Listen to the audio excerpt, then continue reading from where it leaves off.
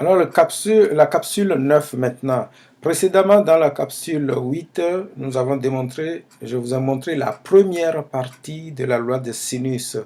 Alors, je considère maintenant un triangle et ici, la longueur du côté opposé à cet angle qui est égal à l'angle C, petit c, la longueur opposée au côté B, petit b, la longueur opposée au côté A, petit a, et je vais tracer la hauteur B qui quitte le point B à A sur le segment AC.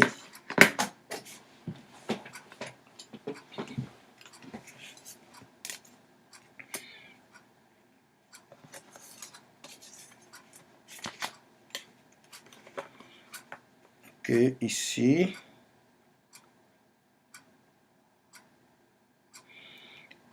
le segment qui va quitter le sommet B et qui sera perpendiculaire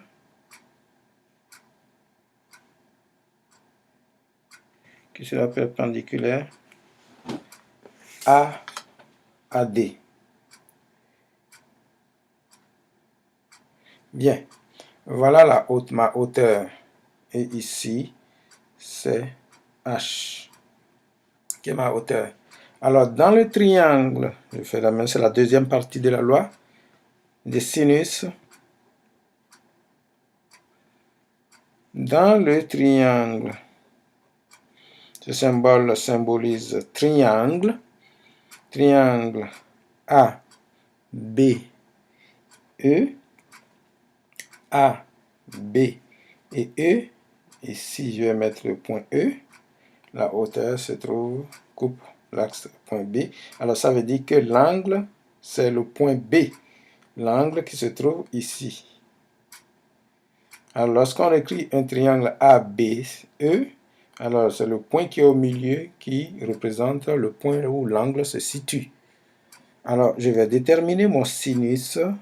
Toujours, je vous rappelle, le SOHCAHTOA, le SOHCAHTOA.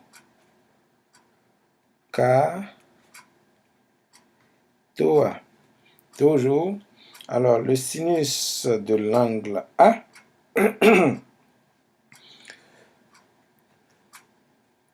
le sinus de l'angle A, ça va être égal de l'angle qui se trouve au point A ici,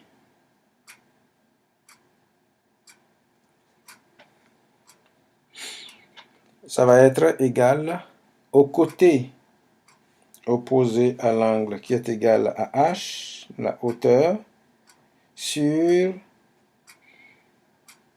l'hypoténuse. L'hypoténuse est égale au petit c, qui est égal encore H, c'est égal à BE sur petit c. Alors, dans le triangle maintenant, ça c'est une équation 1. Dans le triangle CBE,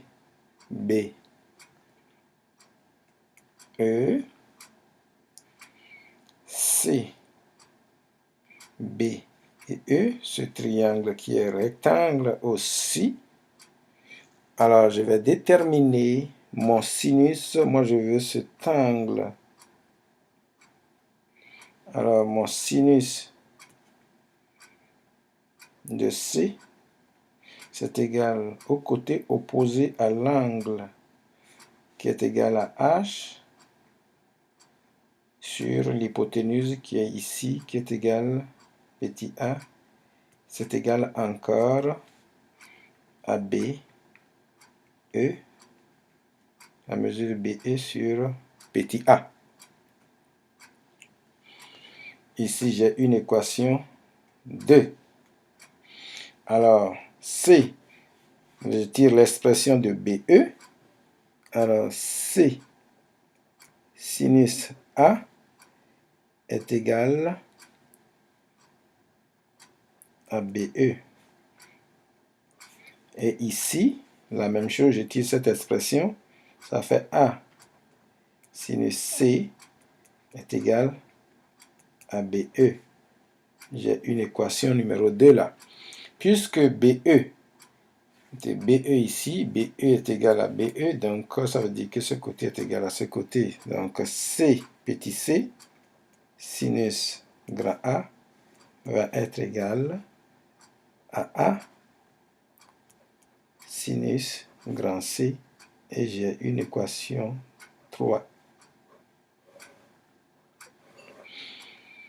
Alors, dans cette expression, ça veut dire que C, petit c, sur sinus C est égal à petit a sur sinus grand A. En faisant le produit croisé, je retrouverai encore ceci. Or, dans la capsule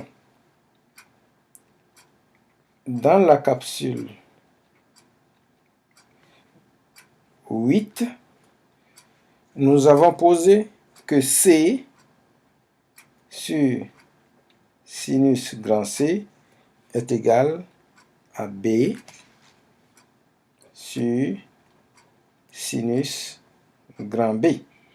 Alors, si C, petit c, petit c ici, si petit c sur sinus grand B est égal à B, petit b sur sinus grand, petit c sur sinus grand C est égal à B sur sinus grand B, alors que ici, nous avons trouvé que petit c sur sinus grand C est égal à petit a sur sinus grand A par transitivité, alors ceci est égal à petit a sur sinus grand A. Ben, on peut l'écrire dans l'ordre, ça va faire A sur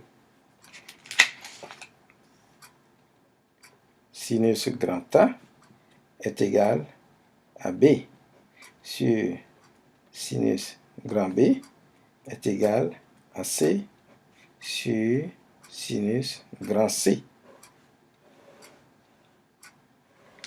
Voici compléter la première loi complétée avec la deuxième loi des sinus.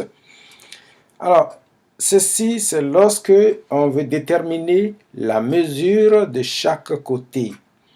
Alors, ce que nous allons voir dans la prochaine capsule, comment déterminer la longueur d'un côté.